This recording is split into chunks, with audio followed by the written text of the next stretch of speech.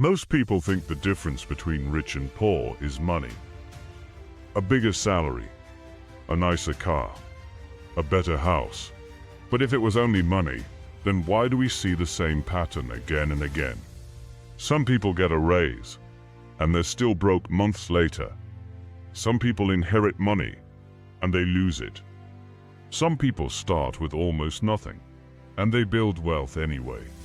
So what's really happening? In many cases, the gap starts before the money. It starts in the mind. It starts in the way people think, decide, and behave, especially under pressure. This video is not about judging people. It's not about insulting anyone. And it's definitely not about pretending life is fair.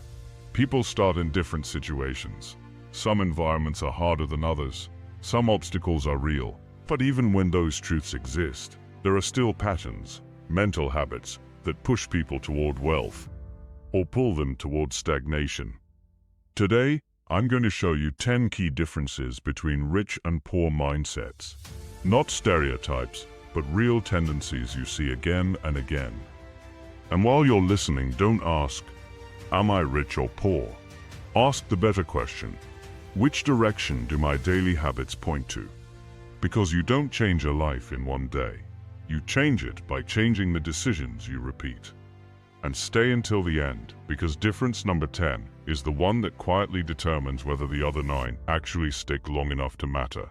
Alright, let's start with the first difference. Difference number 1. The rich think long-term.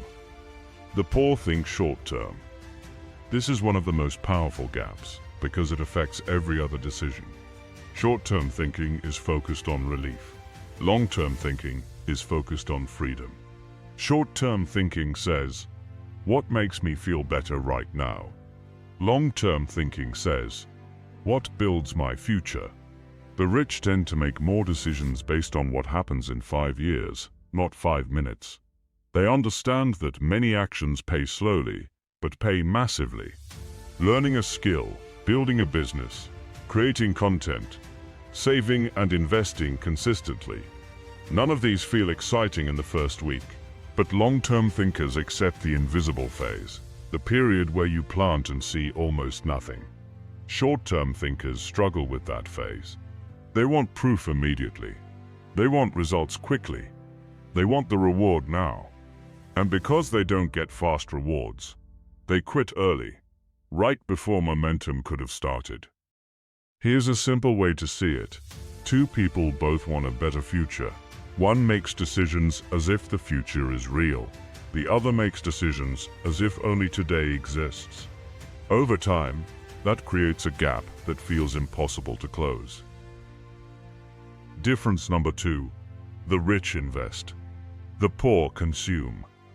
This is famous, but it's often misunderstood. This doesn't mean rich people never buy nice things. It means their default question is different.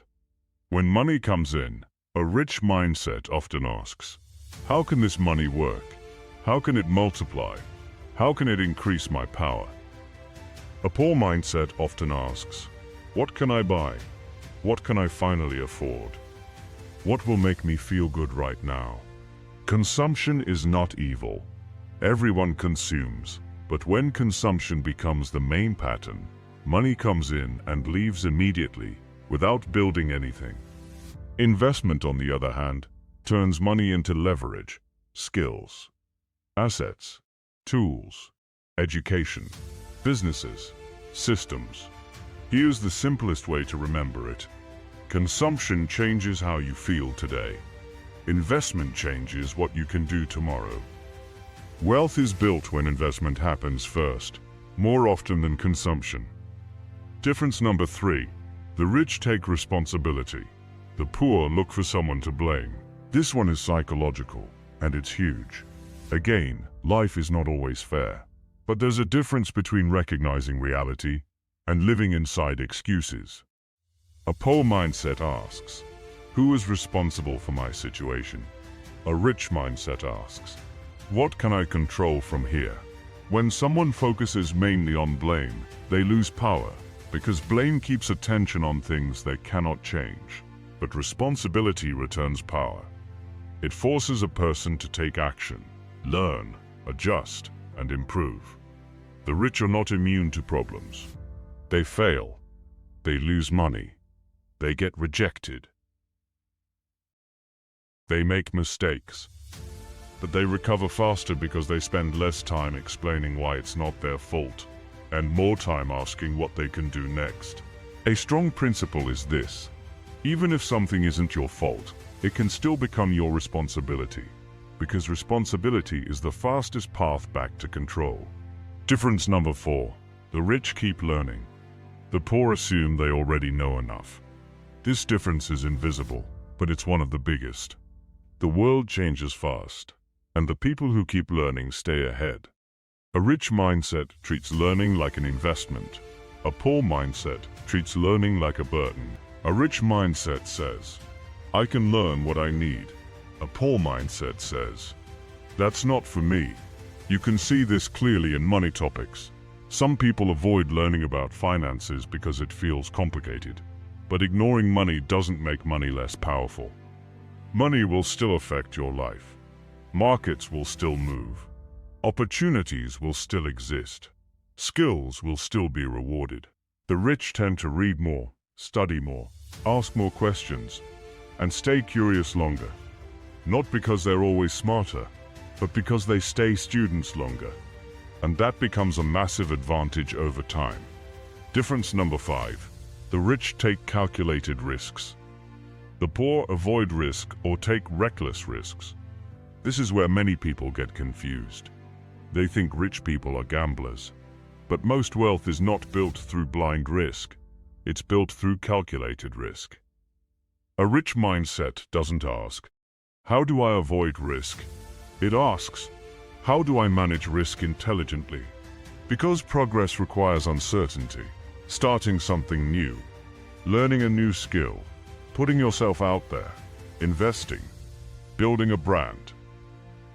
A poor mindset often waits for certainty, but certainty usually comes after action, not before.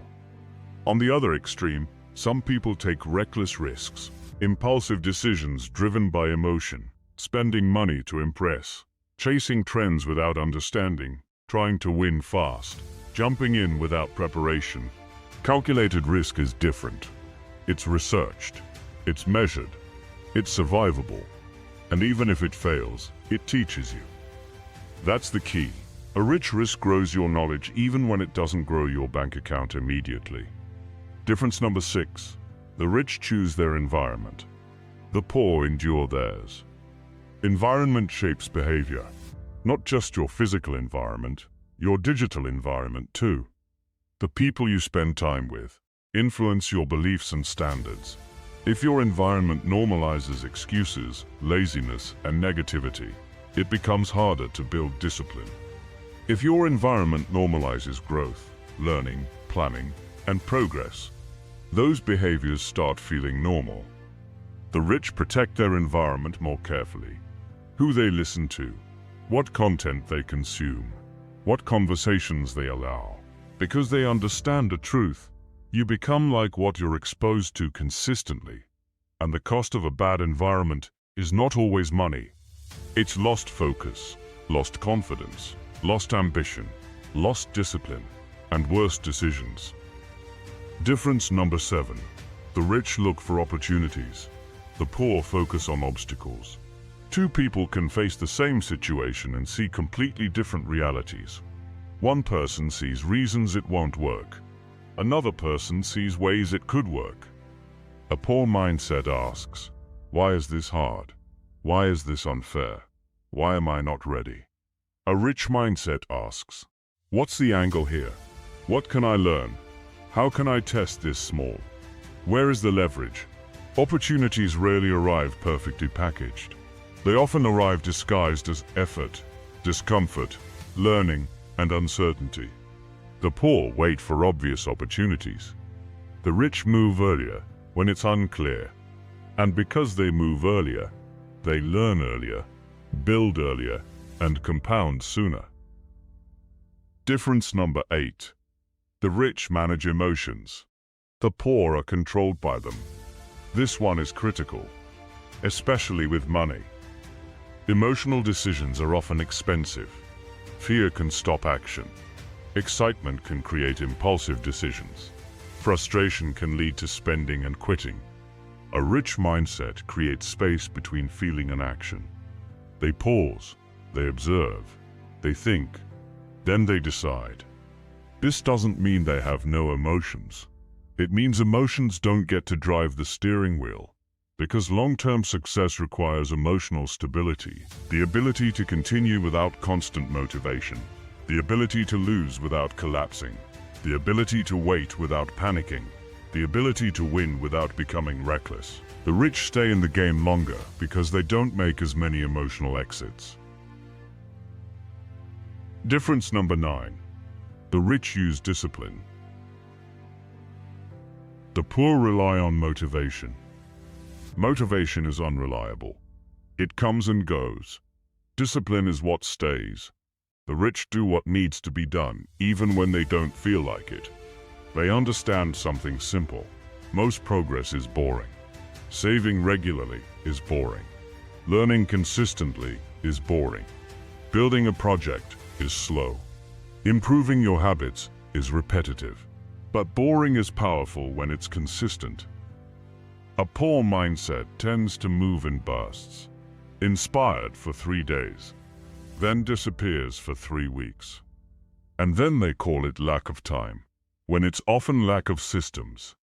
Discipline creates momentum, momentum creates results, and results create more belief. That's how the cycle builds. Difference number 10. The rich use work as leverage. The poor see work as a burden. This final difference ties everything together. A poor mindset treats work as a punishment, time exchanged for money, nothing more. So they try to survive the day, do the minimum, and escape. A rich mindset also sees work as training, skills, experience, network, understanding problems, learning value creation. They don't just ask, how much do I get paid for this?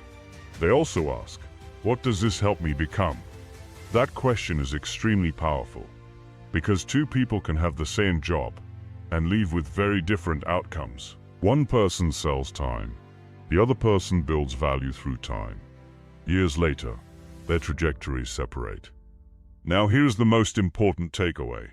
The gap between rich and poor rarely starts in the wallet. It starts in the operating system. Time perspective, money behavior, responsibility, learning, risk management, environment, opportunity focus, emotional control, discipline, and using work as leverage. This does not mean rich people are better human beings. It means certain patterns create wealth, and other patterns maintain stagnation. And the best news is, patterns can be changed. So don't try to change all 10 at once. Start with 1. The one that hit you hardest. The one that made you uncomfortable. The one you recognized yourself in. Work on it seriously for 30 days. Then add the next. Because at first you change habits, and over time, those habits change your identity. And when identity changes, your future changes too. If this video helped you, subscribe, like, and turn on notifications. And comment below which difference hit you the most, and which one will you fix first.